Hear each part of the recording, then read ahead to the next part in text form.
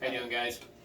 This is going to be our Week 11 Thursday preview, where we have Tennessee going into Lambeau Field on Thursday night. I'm taking Tennessee in this one, 24-20. I think it's gonna be a good game. Green Bay doesn't really disappoint at home too often. A little more recently, a little bit more than usual, but at the same time, Tennessee. I think if it's going to be cold. It's that time of year where the weather's starting to shift. It's going to be cold in Green Bay, and nobody likes tackling Derrick Henry in that kind of weather. Tannehill's going to be back and playing as a starter. So if they can get this guy rolling, get the ball moving behind Henry. This is one of those games he could very easily carry them to a win on the ground. I took Tennessee as well. I've got Tennessee winning this game 27-17.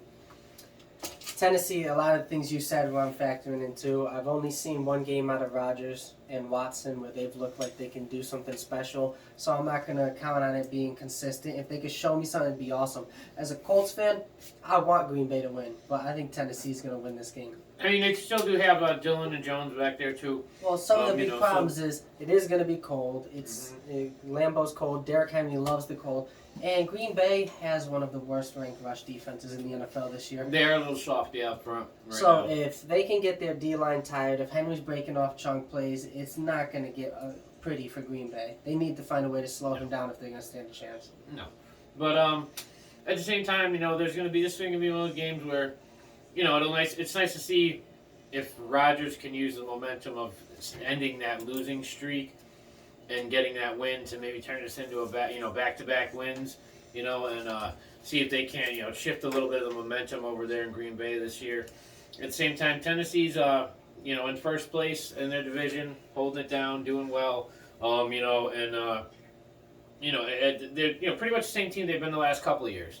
They've been riding, Derrick Henry's back, obviously losing A.J. Brown, in trades here in the offseason was, you wondered how it was going to affect them really, but I mean, their numbers aren't as great, statistically, but they're in the same place they were last year, same time, they're winning, and they still have Derrick Henry healthy, past where he made it last season. I won't lie, though. I want to see Green Bay turn the season around. I want to see them rattle off some wins. I think it'd be a real exciting storyline. I think it'd be great for Rodgers' legacy. And I want to see paper-mache Watson stay on the field a little bit longer. Yeah. Because that dude is... He looked really good. Again, he had 4 catches for 107 last week and 3 touchdowns. But he looked good when he's getting comfortable in the offense. He just needs to be on the field. He gets hurt almost every single snap he plays. Yeah. And if Rodgers can win a lot more, I need Tennessee to lose here. They're number 1 in the AFC South, so the Colts need Tennessee to start losing some games. And Green Bay desperately needs to win a lot. Just keep winning. So I want to see them win. Tough division. Minnesota's got one loss in that division. So are you going to start Aaron Rodgers against Tennessee's defense? I don't know. It's a tough one. But Rodgers hasn't looked like a good start in too many games this year. And it's tough to say because, of how well he's been consistently year after year. Now, what about Christian Watson? Do you think it's something that's going to happen game after game? I think you have to. You start him this week in the hopes that it is. And if it's not, then...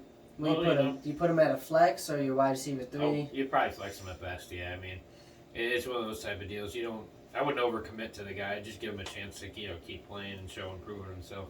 But he's... as far as rookies go, he's definitely, doing a good job of, putting himself on the map over there. Henry's got to be a must start, right? Yes, definitely. And if Henry gets a lot of work, is that going to make you shy away from Ryan Tannehill? Well, I don't know if he start. I don't know if I would start Tannehill right away. Just because, again, I think this game is probably going to be more of a running game display. It is going to be a cold one. It's just give the ball to this guy, let him beat the defense up, and maybe see a little more passing in the fourth quarter, because the defense is, a little injured, beat up, bruised. Henry beats him down for 3 quarters, and it's we'll see how it turns out. But looking forward, it's Minnesota's Minnesota's got one loss. Green Bay is at best right now playing for a wild card spot. Yeah. Because I don't see Minnesota falling off. Yeah, and I don't see Green Bay being able to close the gap between the two of them in a significant they'd have to be just about flawless the rest of the season. Yeah, exactly. That's the thing is there is still. This is week 10. Last week was week 10. We have 11. We have 8 more weeks of football to go. So there's some. At this point, every team's got about 7 games left to play. Factoring in bye weeks. Some teams have already had their bye weeks, so they still have 8 games to play. But there's plenty of teams under 500 that can be in playoff contention by the end of the season. With 8 games left to play. I could be wrong. But I'm pretty sure every team in the NFC East is in the playoffs right now. Yeah, well, the thing is, if the season ended today, because Washington's 5-5, New York is 7-2, Dallas is 6-3, and Philly just got their first loss. You could be a team that's already bye weeked going into week 11, 3-6 with 8 games left to play, and still have a valid shot at being not only above 500 but a playoff contending team.